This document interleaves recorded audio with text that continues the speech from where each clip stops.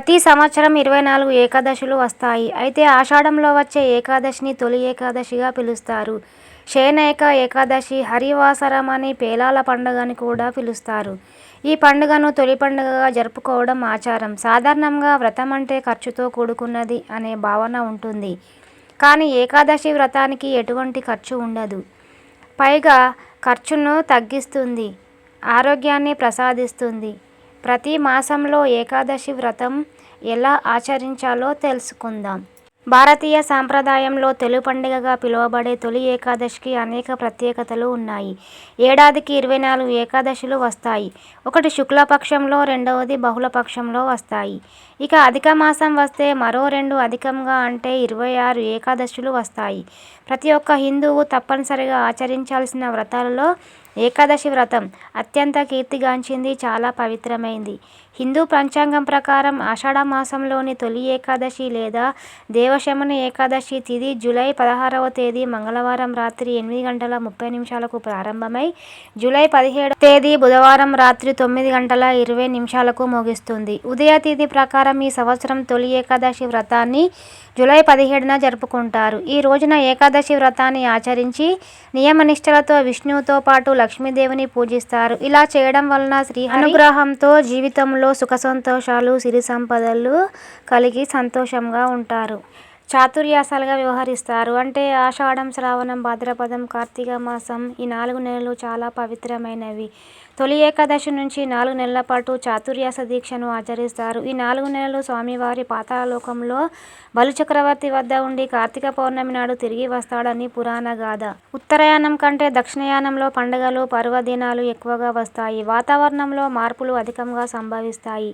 కాబట్టి ఈ కాలంలో ఆరోగ్య పరిరక్షణ నియమాలు ఆచరించాలి. అందువలన ఈ కాలంలో పెద్దలు వ్రతాలు, పూజలు ఆచరించాలని నిర్దేశించారు. ముఖ్యంగా వర్షాకాలం ప్రారంభమయ్యే ఈ సమయంలో వ్రతం పేరిట అనేక కట్టుబాట్లను పెద్దలు మనకు ఏర్పాటు చేశారు. తొలి ఏకాదశి నాడు ఎందుకు ఉపవాసం ఉండాలి? పూర్వము కృతయుగంలో మురుసాసురుడు అనే రాక్షసుడు బ్రహ్మవరంతో దేవతలను, ఋషులను హింసించడంతో శ్రీ మహావిష్ణువు అతనితో 1000 ఏళ్లు పోరాడి అలసిపోయి ఓ గుహలో విశ్రాంతి తీసుకుంటుండగా శ్రీహరి శరీరం నుంచి ఓ కన్య ఆవిర్భవించి రాక్షసుని అంతం చేసిందట. ఇందుకు సంతోషించిన శ్రీ మహావిష్ణువు ఆ కన్యను వరం కోరుకోమనగా తాను విష్ణుప్రియగా లోకం చేత పూజించబడాలని కోరుకుందట. అప్పటి నుంచి ఆమె ఏకాదశి తిథిగా వ్యవహారంలోకి వచ్చింది. నాటి నుంచి సాధువులు, భక్తజనులు ఏకాదశి వ్రతము ఆచరించి విష్ణు సామ్రాజ్యము పొందినట్లుగా పురాణాలు చెబుతున్నాయి. అంబరీషుడు, మాదంత తదితర పురాణ పురుషులు ఏకాదశి వ్రతాన్ని ఆచరించారు.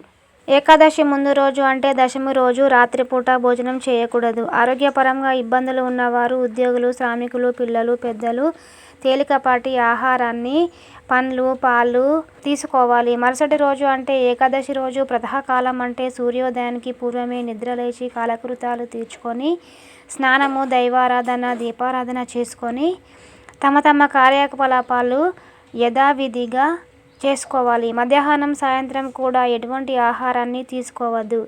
అయితే పైన పేర్కొన్న వారు మాత్రం తేలికపాటి ఆహారాన్ని మితంగా తీసుకోవాలి. ఉదయం పూట అవకాశం ఉన్నవారు దేవాలయాల దర్శన, పూజలు, స్తోత్ర పారాయణాలు చేయాలి. వీలైతే గోపూజ చేయండి. ఏకాదశి రోజు రాత్రి జాగరణ చేయాలి. వీలు కాకుండా నిద్రపోయే వరకు విష్ణు నామస్మరణ పారాయణ చేయాలి. మర్నాడు ద్వాదశి పారణ చేయాలి. అంటే ప్రాతకాలంలోనే లేచి యథావిధిగా నిత్య కాలకృత్యాలు, దీపారాధన చేసుకొని వెంటనే శుచిలో చేసిన మహా నైవేద్యాన్ని దేవునికి నైవేద్యంగా సమర్పించి వెంటనే అతిథి ఉంటే వారికి భోజనం పెట్టి మీరు భోజనం చేయాలి.